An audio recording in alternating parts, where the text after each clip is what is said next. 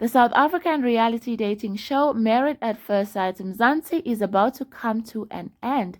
This previous Sunday, we saw episode 12, which was the recommitment ceremony, where the couples had to decide whether they stay married or they go their separate ways.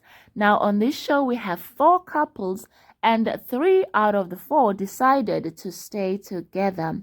Let me provide you a little bit of a reminder of how this show works. This show is viewed as a social experiment where a single person writes to the show saying that they are ready to get married immediately to a total stranger. They hand in their list of requirements in a partner, and there is a panel of relationship experts that pair the individuals, comparing their personalities and their requirements, of course. Now, the couples that were paired together were Sebenzile and Boitsepo, Kuto and Litwanelo, also known as D, Tammy and Zitobile, as well as Makhumo and Thabang. Let me start with the perfect couple of this experiment, Sebenzile and Boitsepo. These two on episode 1 were easily paired together by the experts. They just seemed like such a no-brainer, and when they met for the first time at the altar, the attraction between the two of them was immediate. Sebenzile got what he was asking for in a partner, and so did Boitsepo. Throughout the rest of the show, their relationship continued to develop well. It seemed like they are so mature and they communicate well with one another. And of course, they are attracted to one another. And yeah, like there was just no red flags in their relationship. They never even had a fight. The closest that they came to having a fight was when they were playing a game supplied to them by production, where Sebenzile was asked if he had feelings for any of his exes, and he said yes. But I think him and Boitsepo talked about it and they resolved the issue. On episode 11 and 12, the couples were no longer living together. They were separated intentionally to provide them with space to think about whether they still want to stay in this relationship or they want to go and separate. Now, with Boitsepo, it only seemed like she just misses him. She had no doubts about the relationship, no doubts about this man. She was treated very well by Sebenzile. She mentioned that he treated her like a princess. He allowed her to be so soft. And of course, she was going to stay in this relationship. Sebenzile, on the other hand, was just a little bit weird, you know. At some point, he mentioned he's not sure if he's ready to be married or he's not sure to be somebody's husband. Sir, you are already married. You are already somebody's husband. And also, why would you come to a show called Married at First Sight if you are not ready to be married? You know, I don't know if it was just nerves or if he said that because he was prompted by production just to provide some type of drama to throw us off as a viewer and be anxious in terms of, is he going to break Boitsepo's heart? The day of the recommitment ceremony came by and these two decided to stay together. Let me move on to Kutso and D. It seemed like a rather easy decision for the relationship experts to pair these two together. They had some important things in common, which included them being single parents. When they met at the altar, there was a little bit of tension. We were not sure if D is what Kuto is normally attracted to, and also D was not entirely impressed by Kuto's marriage vows, and their first night together just seemed to be a little bit tense when D decided to go sleep in a separate room. But we were later informed that they consummated their marriage, was it the next morning? So yeah, I guess things ended up getting back on track. Their honeymoon and the first couple of weeks living together seemed to go well. Things fell apart and we saw some conflicts between the two of them during the couple's getaway, where they fought over certain things such as Dee being moody because she has had a fight with the father of her child, and then later on they had a fight over a game that was being played where a question was posed to Kutso, where he was asked, out of all the wives, who would he choose to have a threesome with? And Kuto said he would choose Boitsepo, and Dee just did not like the entirety of the thing. So yeah, there's just been a lot of drama between the two of them, a lot of conflicts. Another challenge with the two of them is the fact that Dee just seems very hurt, and there's a little bit of projection in how she deals with conflict between the two of them. And Koto is no saint either. When he's upset with Dee, he shuts her down and he gives her silent treatment for days sometimes. Both these two clearly need some couples therapy and some individual therapy. And yes, they meet on the day of the recommitment ceremony, and the question was, will they stay together or will they choose to go their separate ways? It was clear and obvious that Dee wants to stay with Kuta, but Kuta was just not giving us straight answers, okay? Kuta was like, he's already made his decision. He made his decision a long time ago. He doesn't want to seem like he's desperate for marriage, blah, blah, blah, blah, blah. I mean, the question now is just, is Dee going to be happy with the decision that he has made? I was like, that's so vague and that's so straightforward at the same time. What is this decision that Kuto has made? And when they met at the recommitment ceremony, they both chose to be with one another. And like I mentioned before, they do need to continue with couples therapy because they still struggle with communication, especially when they are fighting. But also remember, these people got married as strangers and they've only been together for a couple of weeks. Now, let me move on to the problematic children of the show, Tammy and Zitobile. From the beginning, these two were an odd pairing. Zitobile was not what Tammy asked for. Tammy was not what Zitobile asked for. But when they met at the altar, they just seemed to be ready to make the best out of this. Immediately the next morning, Zitobile had been in tears and Tammy was not impressed. And that was just, the tone of their relationship. Something would happen and Zitobile would cry and Tammy would not be happy with the fact that Zitobile is overly emotional and so emotional. They had so many ups and downs throughout the weeks of this experiment. I'm not going to dwell on it because I did make some videos regarding their struggles in their relationships. In the later episodes, it really looked like, they were committed to each other, committed to the experiment, making sure that they give it their best. And that's the one thing that I like about these two.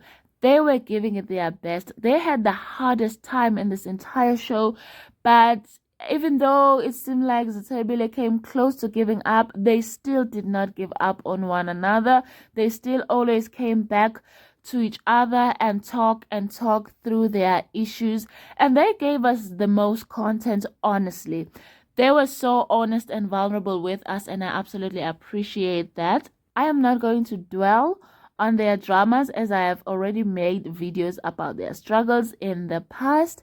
On episode 11 and 12, when the couples were separated, they went through the motions thinking, should they be together, should they not be? And Zitobile was struggling the most. It really seemed like she did not want to continue, but because her mother likes Tammy so much, that she would continue. On some scenes it looked like Tammy was happy to continue, but then on some scenes Tammy would be complaining over the fact that Zitobile is overly emotional, complaining over the fact that Zitobile is too close to her mother. She can be on the phone with her mother for many hours.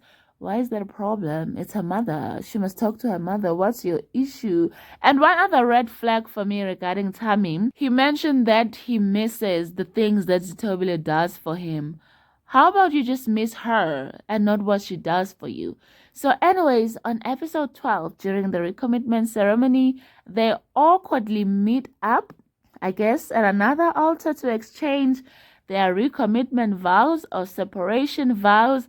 It was so weird. It was bizarre. It was awkward. I don't know why it was so awkward. Maybe they were both nervous. Maybe they were both scared that the other is going to reject them.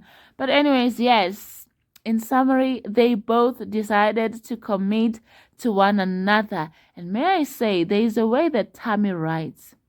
It is very poetic. It is very interesting.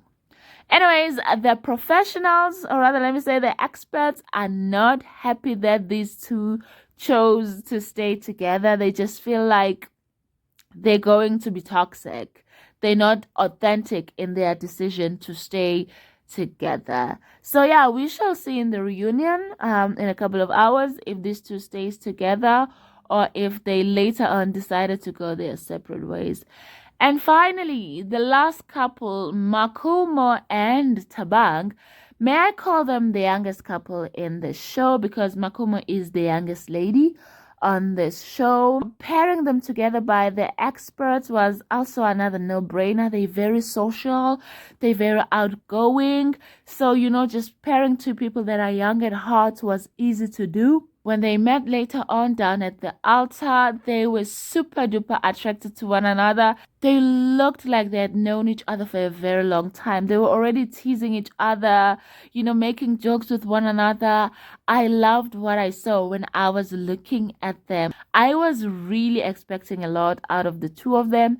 They had a high start in this experiment, but as the show went on and on, it just kept going down and down and down. One of the things that was an issue was Makhumo's work schedule. It was not allowing her to spend as much time filming the show, but I don't know if they were spending enough time together outside of the show. Another issue is that